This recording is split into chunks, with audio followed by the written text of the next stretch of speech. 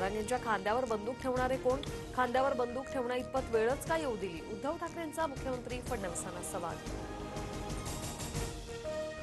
उद्धव ठाकरेंनी त्यांच्या काळात मराठ्यांसाठी केलेलं एक काम पाहून फडणवीसांचं आव्हान।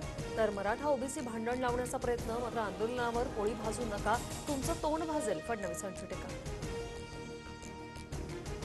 मुंबई पोलिसांच्या सुट्ट्या रद्द, गणेशोत्सव आणि मराठा आरक्षणाच्या पार्श्वभूमीवर हा निर्णय। गैरहजर असलेल्या पोलिसांनाही तातडीने कर्तव्यावर येण्याच्या सूचना। नागपुरात आजपासून ओबीसी महासंघाचं साखळी उपोषण।